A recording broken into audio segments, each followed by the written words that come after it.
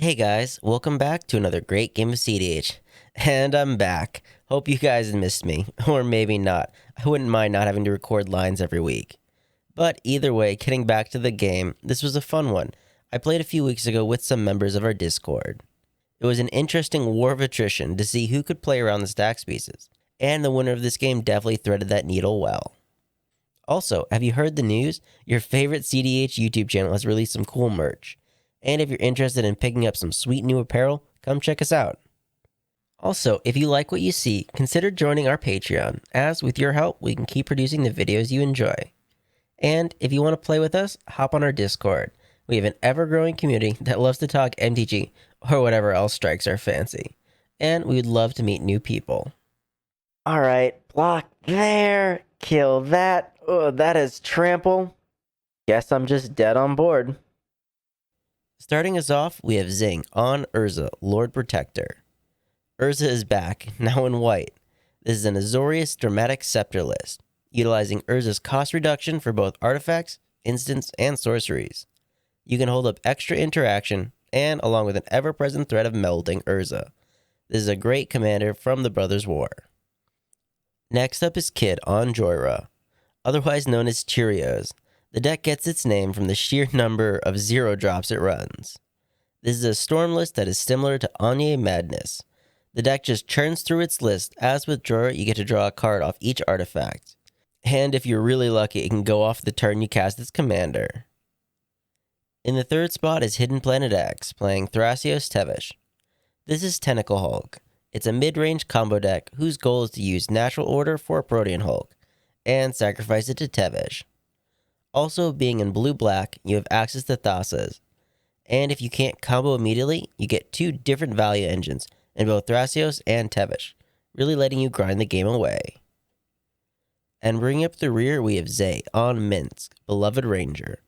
This version of Minsc is a proactive Hulk deck that seeks to cheat Protean Hulk or Academy Rector into play. It then utilizes Minsc's Sacrifice ability to find a game-winning combo. The deck can also utilize Dockside Emil to make infinitely large board for beating your opponents to death with. But without further ado, let's get on to the gameplay. Cedh has a command tower, casts an inactive Mox Amber, and ends his turn with an Esper Sentinel. Cedh cracks a polluted Delta to go and grab a volcanic island, but shortcuts as he plays a Jeweled Lotus. He gives a card to Cedh, and Cedh taps out, cracking his Lotus to cast his commander, Jhoira. And while he doesn't have any mana, he does finish searching out his land.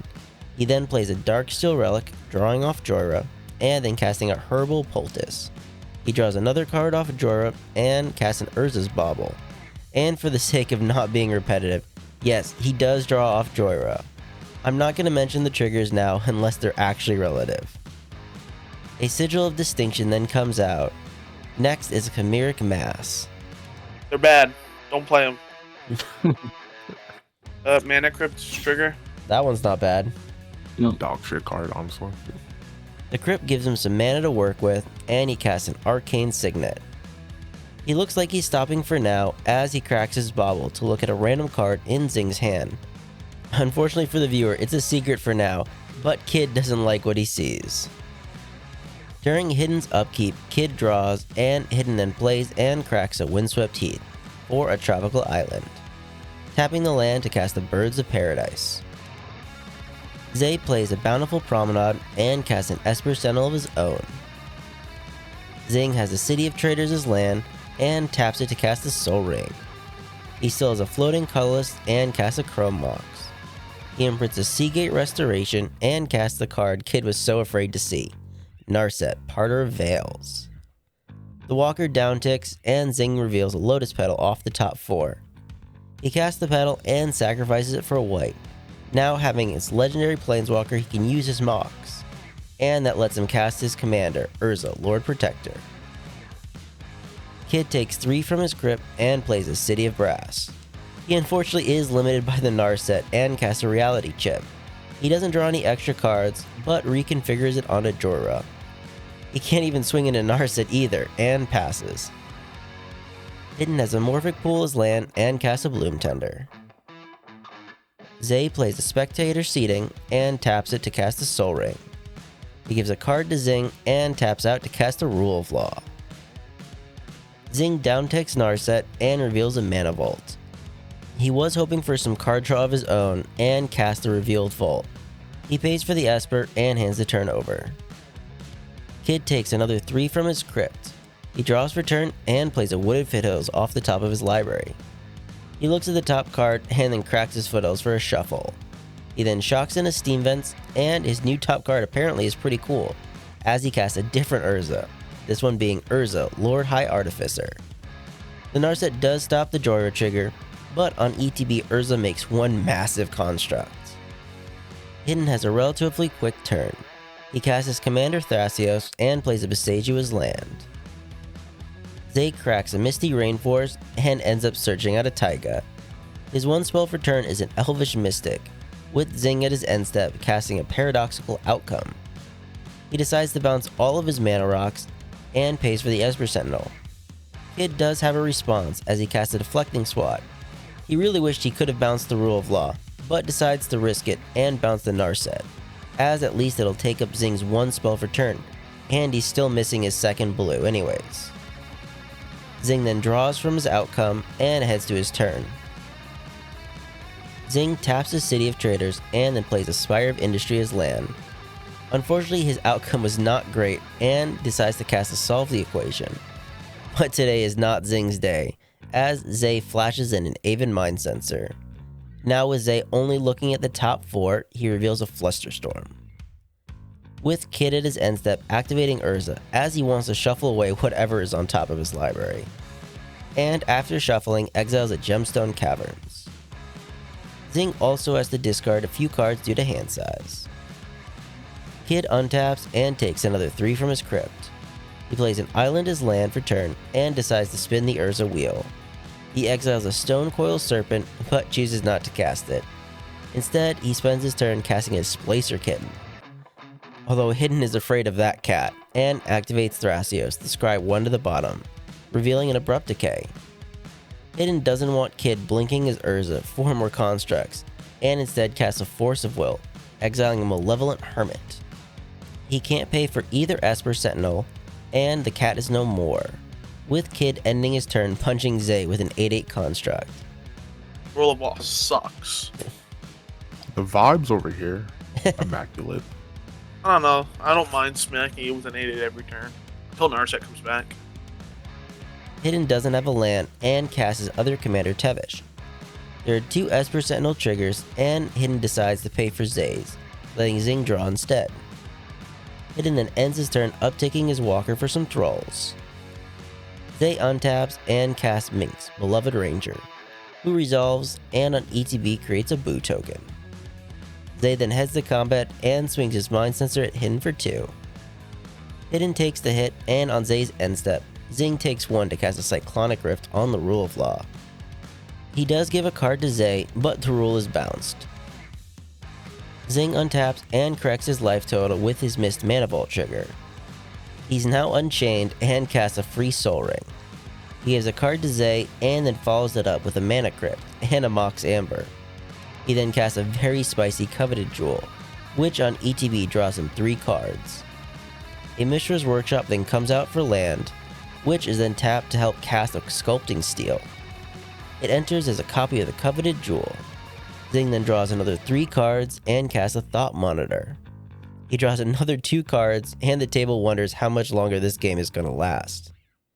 Narset then makes another appearance, with Kid responding with a Brain Freeze. He gets 8 copies and starts milling himself, although unfortunately in the process he mills his own Underworld Breach. We also realize about the Esper Sentinels, and both Cedh and Xing get a free card draw. The Narset then finally resolves and is downticked to reveal a Snap. Xing is going for the win and taps his command tower for a white and his jewel for 3 blue. He uses 1 of the blue on a Snap.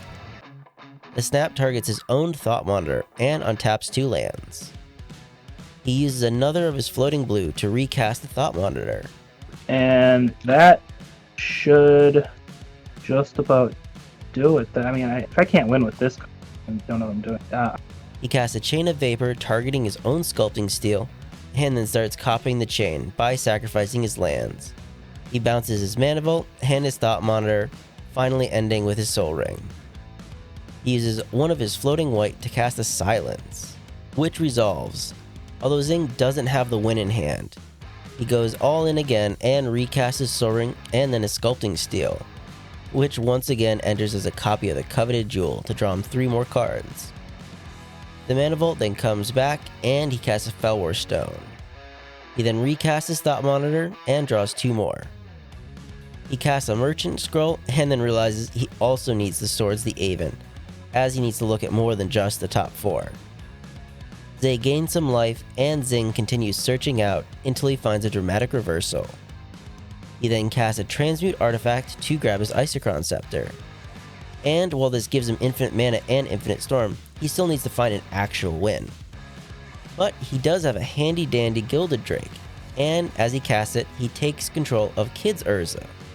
And with an infinite activations, he can exile his entire library, finally winning with an Aetherflux Reservoir, as he has infinite storm to gain infinite life and shoot the table down. Game review. Well, that was a cool win. Honestly, I know Zing got off to a fast start, but I thought he was basically out of it when he bounced all of his mana rocks to the paradoxical outcome, even with the rule of law on the table. And when his solve the equation was Avened, I really thought he was done. And speaking of getting hated out, Kid had a really good start as well, but was stonewalled by the Narset and then the rule of law. Although he was getting back into the game, using both his reality chip and Urza as a great way to filter cards off the top of his library. Although there was one interaction he did miss as we were playing. When he cast his Brain Freeze, he actually could have looked at the top between the Brain Freeze triggers. And while I don't know if this would have changed anything, he might have had a counterspell in the top. Although it might not even matter, as after the game, Zay showed us quite an impressive hand, which would have got him the win instead. But thanks to all the players, and hope to see you guys later. Hey guys, thanks for making it to the end of the video. I just wanted to let you know that we have a TCG affiliate link, and if you ever see a card you want to try, or are inspired to brew something new, use our link when purchasing and we'll receive a small portion of the sale. This is a great way to support the channel, and if you enjoyed the gameplay, please leave a like and subscribe, as it really helps us keep making videos. And remember, never give up, even if you're dead on board. I'll see you guys later.